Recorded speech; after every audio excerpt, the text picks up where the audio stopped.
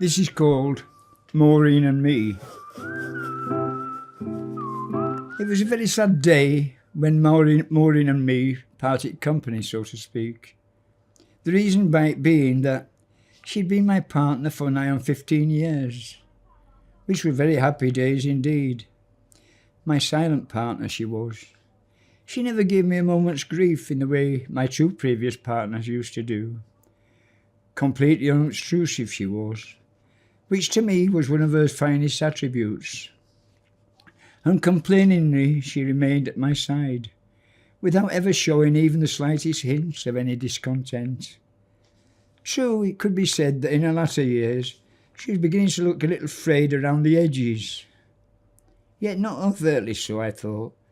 Completely compatible we were. Yet now and again I wish that she could chat to me in a way a proper lady could do. But then again, perhaps not. After all, you can't have your cake and eat it too, can you? So we both carried on in the way we thought fit, which from the outside looking in could, I suppose, appear rather unconventional. Yet to tell you the truth, I didn't give a bugger, because all I know is that we understood each other inside out, we did. Almost maintenance-free she was, apart from now and again needing the odd inflationary top-up, courtesy of the little foot pump, which came as part and parcel of the deal when she was delivered to my door all those years ago, which has served us very well indeed. Yet, alas, I have to admit that it was my fault why our relationship had come to such a sudden end. You see, it's on one of those bitterly cold January evenings, as I recall. Bloody freezing it was, when I had what I thought was a bright idea at the time, which to oversimplify was that if I just this once deflated Maureen, then filled her up with hot water instead of air, the theory of which was that I could cuddle up to her in bed as though she was a real life-size hot water bottle, which in my naivety thought was a fine idea indeed, but in practice it was never to be. Yet for the first couple of minutes or so, all was going quite snugly indeed, until as I began to feel a little dampness disconcertingly permeating its way around the bed, which is when it dawned on me that Maureen had sprung a leak or two, which within the shake of a lamb's tail had rapidly changed into being more of a deluge. Well, now more than a little taken aback and belatedly showing a little presence of mind, I rushed Maureen into the bathroom, whereby she at the rate of knots drained herself dry in the bath. Now looking at her in this dishevelled state she was in, which in no way resembled the Maureen she used to be, looking down upon all those punctured repair patches which bore testament to the tender loving care I had given her over all those years, made me want to weep, it did. Yet common sense, I decided, must be allowed to prevail. So it was there and then, albeit with a heavy heart, I decided that this was to be the final parting of the ways for Maureen and me. But because I'm a sentimental bloke at heart, I would truly miss having her around the place. You see, I've never been a good mixer with the rest of the human race. Never have been. Because I just like to keep myself to myself, I do. I always have done, which is one of the reasons that Maureen and me hit it off so wonderfully so. Never took her out or all like that. I mean, how could I? At the end of the day, there was no need anyway, because I was just happy with the way things were. After all, I don't go far anyway. Yet what kept me going is just knowing that she would always be there for me. I have a large wardrobe full of her clothes and a couple of lovely wigs, one blonde, one brunette, that I bought from the charity shops round here, which in the beginning raised more than a few eyebrows, but not anymore because they all know me, hopefully so, just regard me as being a bit odd, that's all. I've never told anybody about Maureen and me. I mean, how could I? And I must say, I must have preferred her in the blonde wig, but keep it to yourself, won't you?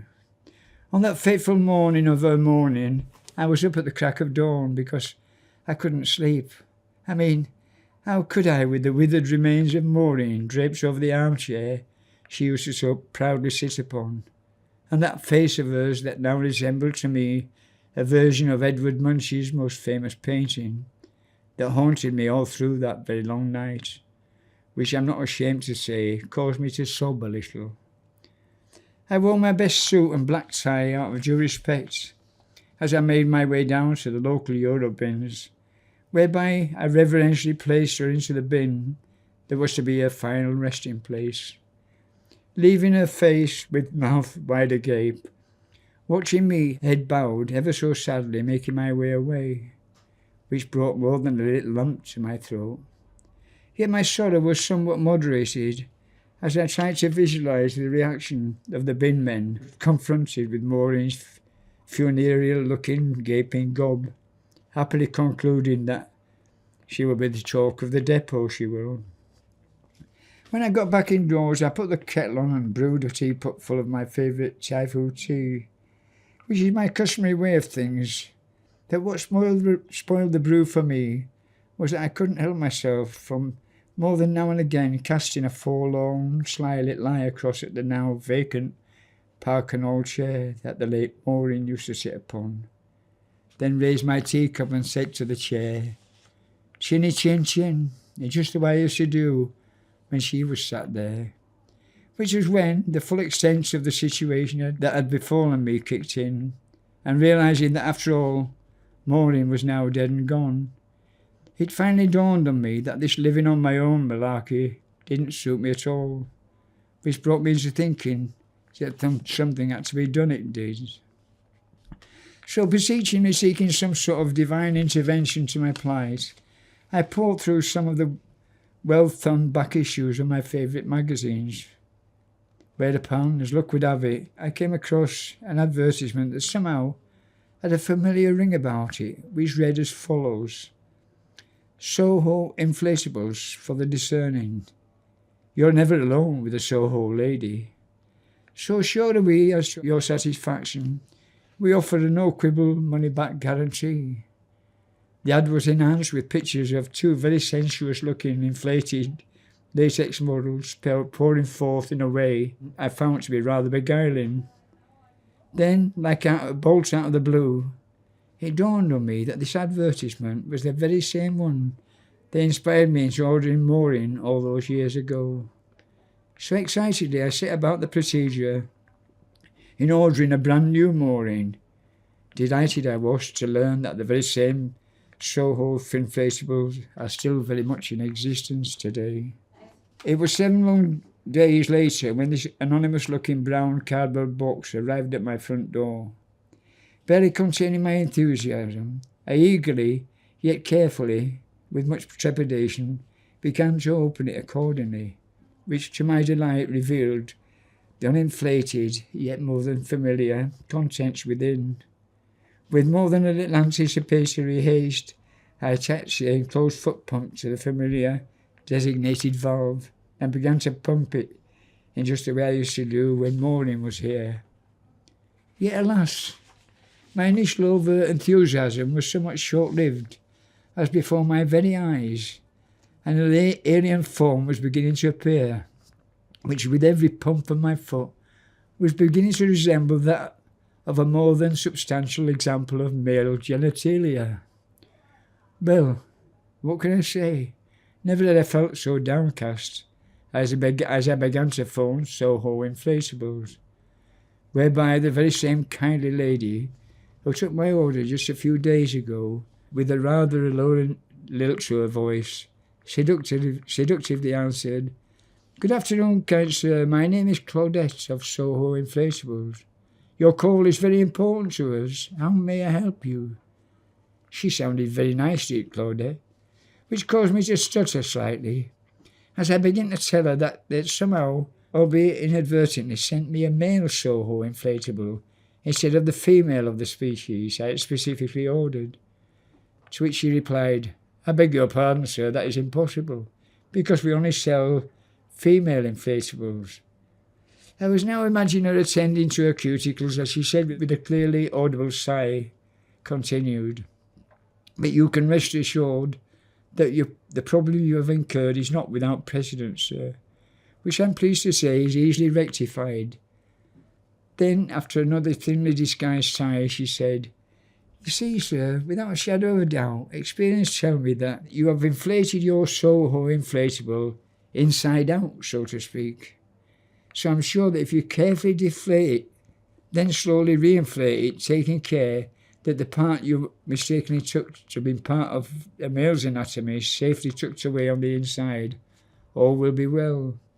Then, with a rather cursory thank you for shopping at Soho Inflatable, your call is very important to us," after which she was no more.